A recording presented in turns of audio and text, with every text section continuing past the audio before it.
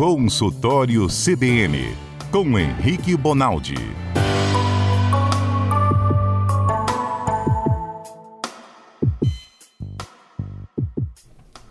Caso você tenha alguma dúvida, alguma pergunta sobre medicina, manda para o nosso WhatsApp. Fala, Patrícia, o número. 992994297. E antes do Mário pedir, eu repito, 992994297. Doutor Henrique, boa tarde. Peço sua compreensão. Doutor Henrique, hoje a gente começa um pouquinho mais tarde, mas foi muito importante ouvir a avaliação da Paula Favarato em função do que aconteceu agora à noite lá em Israel e à tarde aqui no Brasil. Mário, até pra mim foi super importante ter escutado. Imagina, podia ter ficado até às 6h40 com ela, que eu ia ficar agarrado aqui. Ela explica muito bem. Quinta-feira ela vai Muito explicar legal. melhor o conflito. Doutor Henrique, estávamos numa discussão aqui muito útil. Assim, o umbigo é o cordão umbilical? Porque uma vez eu ouvi uma coisa que não era bem assim. O nutriente não entra pelo cordão umbilical do bebê, do feto. Então eu tô doido? Não, perfeito, é isso mesmo. O feto, como ele fica embebido pelo líquido amniótico, tá escutando aí? Estamos escutando. Como ele fica embebido pelo líquido amniótico, ele não troca gás, por exemplo, ele não respira lá embaixo. E aí, como ele fica embebido, essa embebição, esse líquido amniótico que tem dentro da barriga da mãe, é um líquido que preenche tudo, inclusive esôfago, estômago, intestino. Então é isso que ele tem dentro da cavidade oral e tudo mais. Então ele também não come. Então como é que você faz para aquele menino crescer lá dentro? Você entrega para ele os nutrientes já feitos através de um canal chamado cordão, um cordão chamado cordão umbilical, que corre nele um vaso arterial e um vaso venoso.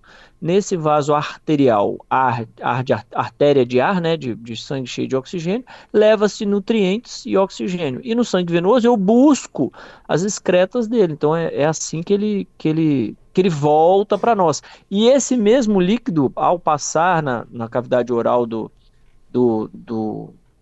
feto, ele é digerido, de certa forma ele é digerido, por isso que é aquele mecôniozinho, quando a criança nasce, que faz aquele cocôzinho mais brilhoso, assim, um mais escuro brilhoso, aquilo ali que eles chamam de mecônio, nada mais é do que o líquido amniótico que ele foi comendo no sentido de digestório, né?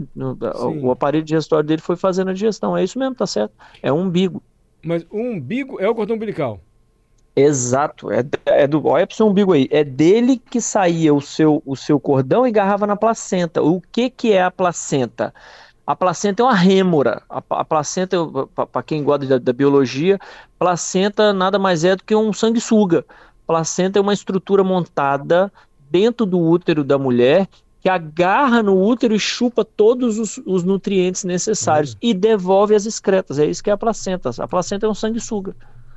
Gente. Por isso que mulher come igual um cavalo velho e não engorda, né? Ou não deveria engordar na gravidez.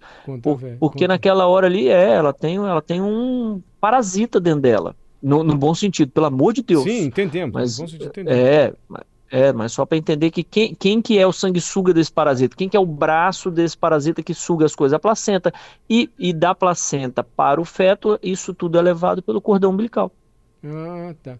E o cordão umbilical, ele sai do umbigo do bebê. E na barriga da mulher ele é preso onde? Em que lugar da mulher? Ele fica na placenta. Placenta. A placenta é uma estrutura, como é que eu vou falar? Ela é uma estrutura igual um fígado, assim, de consistência, para quem já comprou fígado de boi, igual um fígado de consistência, que fica pregada no útero, sugando lá do útero da mulher tudo que é de bom e devolvendo tudo que é de ruim do feto. Então fica dentro do útero. Aí quando nasce, sai a placenta e aquele cordão umbilical grudado no bebê, né? Não tem mais ligação nenhuma com a mulher. Exato.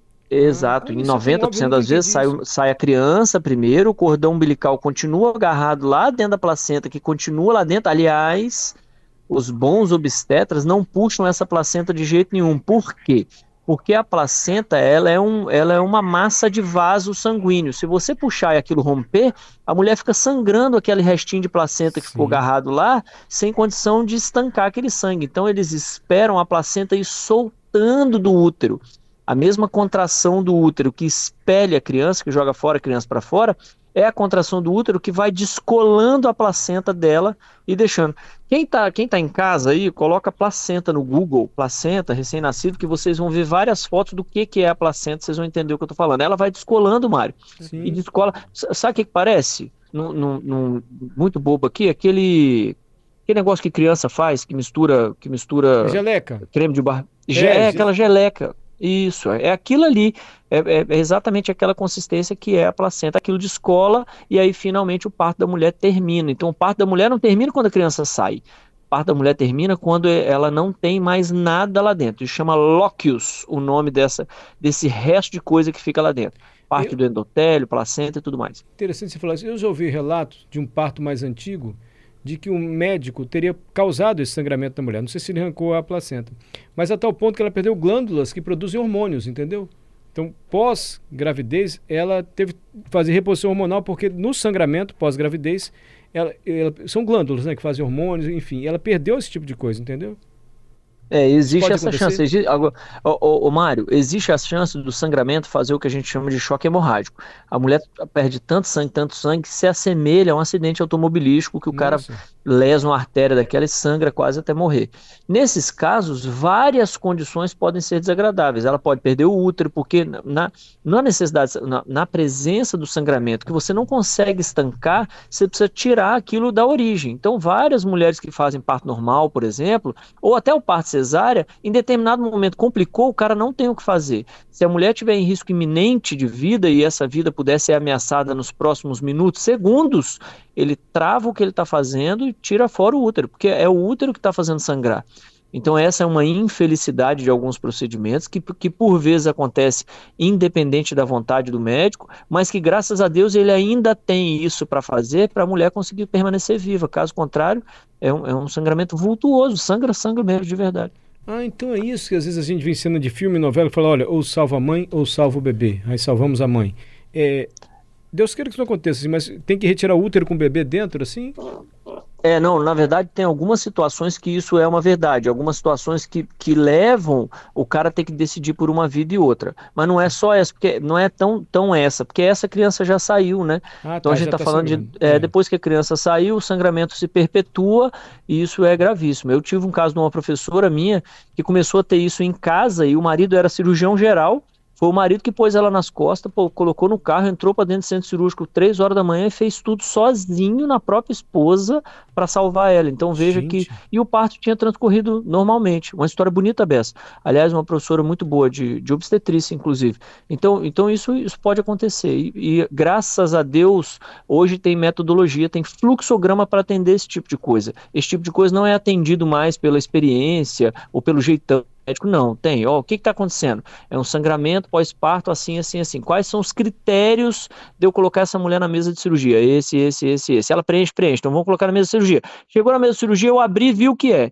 Quais são os critérios para eu tirar o útero? Esse. Tem critério? Tem, então tira. Entendeu? É tudo muito bem planejado, mesmo com a velocidade, o cara não perde o planejamento. Temos participação de um ouvinte sobre cordão umbilical. É o Rômulo. Mais um assunto maneiro aí que tem ligação comigo, hein? Eu tô com um filho de 45 dias, ele nasceu com 2 voltas, né, no pescoço do cordão umbilical, 2 cervicais, né, e 2 nós no cordão umbilical. Então o moleque é o giraia dentro da barriga. E aí a gente pensava no passado, né, quando eu nasci, né, porque o cordão umbilical não podia ser parto normal, porque sufocava a criança, matava a criança. Não existe isso. Meu filho nasceu de parto normal, com essas 2 circulares, com 2 nós cegos no cordão umbilical. Nasceu super bem, tá super saudável aí. E é esse mito, né, de que a criança lá dentro sufoca, né, quando do parto normal. Graças a Deus, Rômulo. Obrigado pelo depoimento. Isso. Ô Mário, deixa eu só fazer um adendo. Fala. Rômulo, ele vai virar do giraia mesmo, porque isso acontece, Mário, porque a criança, quando ela ainda tem muito espaço dentro do útero, ela roda lá dentro mesmo, é normal a mãe com sei lá quantos meses mais baixos, a mãe vê a criança chutar em cima da barriga, embaixo, de um lado do outro, então a criança roda, e ao rodar, por vezes ela enrola o cordão dentro dela mesmo ou passa por dentro fazendo um nó, como se você pegasse uma corda com a cabeça de nó na ponta e fosse enrolando. A cabeça de nó nada mais é do que a criança. Quando ela é pequena, ela roda mesmo. Agora, só considerar uma coisa aqui. Hoje, as cervicais, essas circulares de cordão, elas têm muito menos efeito do que há 40 anos atrás. Não é porque Deus quis só, não, é porque a gente inventou metodologia para descobrir isso antes.